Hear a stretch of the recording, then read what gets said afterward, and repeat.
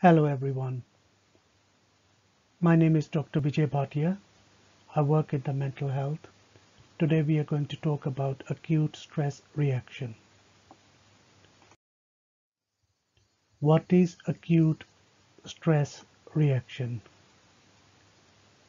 Acute stress reaction is a transient disorder that develops in an individual without any other apparent mental disorder in response to exceptional physical and mental stress, and which usually subsides within hours or days.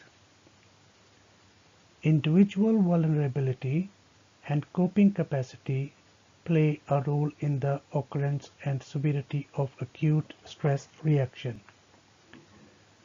So what are we talking about here is that there is exceptional physical and mental stress. So this stress is present, and within 1 hour or short period of this exceptional stress, it could be anything physical and mental. For example, if a person is having a car accident, within short period the person develops acute stress reaction. Not everyone will develop the acute stress reaction because some of the individual vulnerability and coping capacity, how do we cope and manage the stress, will affect. If somebody is already vulnerable, either with physical disability or mental disorder, which has been treated in the past, or there is underlying certain features, and their coping capacity is very little, they will play a role in the development of acute stress reaction. The symptoms show a typically mixed and changing picture and include an initial state of daze, confusion, with some constriction of the field of consciousness. So there is something to do with their consciousness. That means they may not be fully alert. They may not respond to speech. They may not respond to touch. And they may be staring and confused. And there is narrowing of attention, that they are focused only on one or two things, and all the rest, people talking near to him or other thing, he is not bothered by those. He is just absorbed in certain kind of attention, either about the accident or losing his leg, or somebody being killed in the accident, or his family members were in the car and they got hurt badly. So his attention is very much narrowed, and it is difficult for him or her to comprehend the stimuli. So if a person next to it is talking to him or asking or something, they are confused. They don't know what to answer. They don't even hear those properly, and they are disoriented. They don't know what the time is, what the date is, what the place is. They will not remember because they are in complete daze, in complete some kind of confusion. And this is changing, and this is a mixture of symptoms. The picture changes within few minutes and within short period. It changes to other things, and quite emotional arousal as well.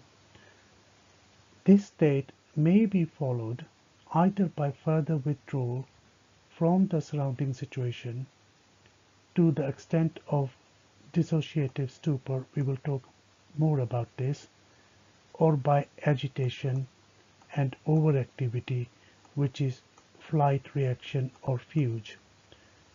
So the moment the incident happened, within a short period, the person is confused, they don't know what is happening, and their focus is very much limited. They don't hear many noises or voices or other thing, or they might hear only one or two, and they're not responding, and they can't even comprehend properly, and they're confused. And even if we take away from that situation, if we withdraw him from that situation, surrounding situation, they may still go into some kind of dissociation. Dissociation can be with the memory, it can be with the behavior, or it can be even with the going away or running, as if they are trying to run away from the situation as if it is happening now and here. Even if they are removed from that situation, let's say this accident happened on the road, and now this person has been brought to the hospital in A&E, and even in the hospital, as if they are trying to run away, because they are still in that phase, in that puzzle phase, and they might act with agitation, or they may be slightly overactive because they don't know what is happening around them and where they are, even if they are brought to the safe place. Normally, there will be signs of anxiety, autonomic arousal will be there. Symptoms like tachycardia, they're probably sweating, they're probably flushing, their face is red, their eyes are wide open, they're probably shaking a little bit.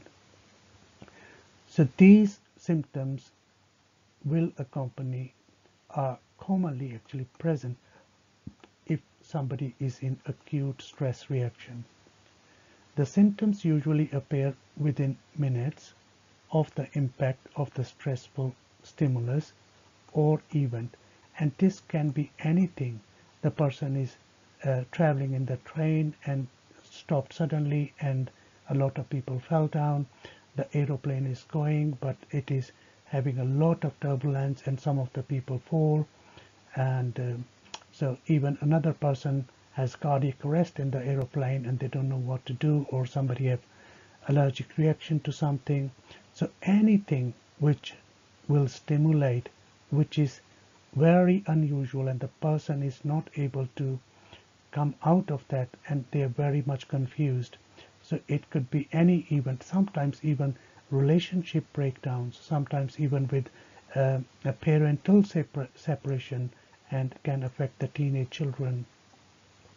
So any stressful event, either physical or mental or both, can have serious acute stress reaction, which starts within minutes of the impact and usually disappears within 2 to 3 days, and often it will disappear within hours.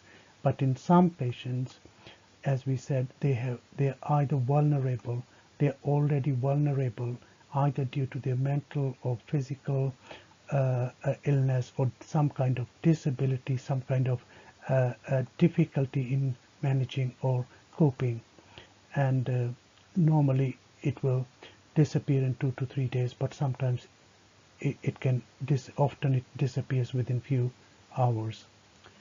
Normally there is a partial or complete amnesia. Amnesia is loss of memory of the event or the exact situation or the position or where they were sitting, how did they fell down, how did they break their leg or something. So there is some kind of incomplete or complete loss of memory of the event, of the accident, of the even the stressor and who else were involved, who attacked them. Incidents like people were sitting in the train and the fireman or terrorist comes and attacks something, and everyone or people who are most vulnerable will be dazed what is happening, and it is so sudden and they don't know what to do. Sometimes they run, sometimes they freeze, sometimes they just go into panic. So all these things can happen in acute stress reaction when the stressor is quite exceptional. If the symptoms persist longer than this time, then you should review the diagnosis. There might be fulfilling criteria for generalized anxiety or other things, so that we need to look into those things as well. Or they might develop some kind of infection following the accident or injury or something. So we must consider other things as well. There are few names given to acute stress reaction. One is acute crisis reaction, acute reaction to the stress, sometimes called combat fatigue. This happens in fights when a person is in a fight with another person, or in a war, or in a town where the people just came, or communal attacks or something. So they can. It is also called combat fatigue, and it is also called crisis state because the person is in the crisis and very much confused, dazed, and doesn't know what to do, and sometimes even psychic shock. The diagnostic criteria for the acute stress reaction is the patient must have been exposed to an exceptional mental or physical stressor, and it is of the nature and degree where the person has not experienced something like that, and many people in that situation would have suffered some kind of uh, uh, confusion and disorientation. But the people who suffer with, who are vulnerable either because of their physique or personality, or they already suffer from generalized anxiety disorder, it will cause even acute stress reaction. Exposure to the stressor is followed by an immediate onset of symptoms within 1 hour. So these symptoms must accompany within 1 hour of the stressor. If this does not develop within that 1 hour, the chances are the person will not have acute stress reaction. And if they are trying to show other symptoms which are similar to acute stress reaction, you must start thinking what else is going on. The other criteria is they try to withdraw from the expected social interaction. If somebody wants to talk to them, or somebody wants to sympathize with them, because they are confused, they don't know, they just want to get away from the situation and isolate and do not want any social interaction. There is narrowing of attention. That means if the person, let's say, involved in a train where there has been a terrorist and killed few people, and this person is just sitting there and frozen into his own world, and he cannot hear any other screams or other things. He can only hear the gunshots. So his attention is very much narrowed, focused to only one or two things. And this can happen in any other situation. There is apparent disorientation. The person doesn't even know where he is or she is. Are they in the train? Are they in the hospital? Are they in the ambulance being driven? So they are very much confused. And if you ask them where you are, what's the time, they wouldn't know. And sometimes they might get into verbal aggression or anger. They freak out, they shout, they scream, they push people, they talk loud, they may be asking for help, but in the process they don't know what they're doing, and may even hit the other person who are innocent, rather than attacking the terrorist in the train or something like that. There is a feeling of despair. There is a feeling of hopelessness. They feel that they can't do anything.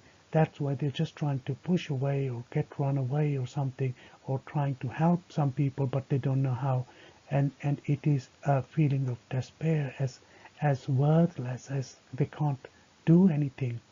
And literally they can't help anyone, or there is no hope present. Everyone is going to be dying or doomed, and that is the situation they feel in. Normally, not all of these symptoms have to be present. It depends upon how severe the acute stress reaction is. If it is only mild, only one symptom need to be present or two symptoms need to be present apart from the exposure to the exceptional stressor, and some feelings of daze and confusion, and some of these symptoms either they are not withdrawing from the social interaction or narrowing of the attention. But on the other hand, if it is a moderate severity, then two symptoms must be present, and if it is severe, at least three and more than three must be present to fulfill the criteria of acute stress reaction.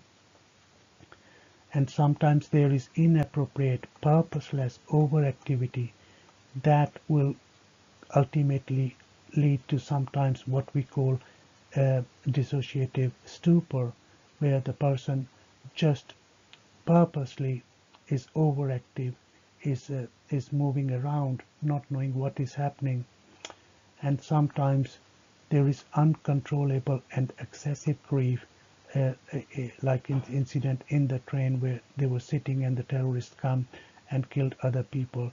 There is so much grief, uncontrollable, and this should be judged by the local cultural standards. If these incidents are common, how the people behave, and if this is very rare event, how that person would have behaved in a way. But normally it is a difficult situation, very stressful situation, and the person can go into real grief and sometimes even guilt that why did I survive and my family members or other people of the public have been killed.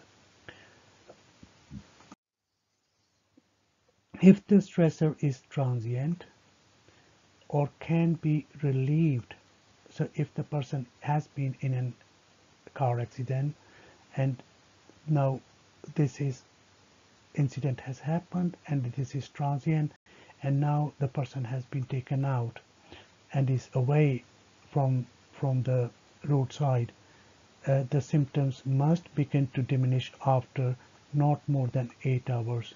So within 8 hours you should see that symptoms started to have been getting better. But if the exposure continues, like somebody is in the train and the doors are locked and somebody has been killed by the terrorist or bomb has gone out and he is the survivor there and he has to wait for rescue for a long period of time, then the symptoms must begin to diminish more. Not if exposure to the stressor continues, the symptoms must begin to diminish after not more than 48 hours. So if he still continues to be in that situation and he is waiting for things, and then he will slowly and gradually within 48 hours should all these symptoms should diminish. But once he is relieved from the situation, sometimes the reliving happens again, immediate reliving happens again, and they start wandering again and get into confusion again. What is the exclusion criteria? Most commonly used exclusion clause: the reaction must occur in the absence of any other concurrent mental disorder or behavioral disorder, except generalized anxiety disorder and personality disorder.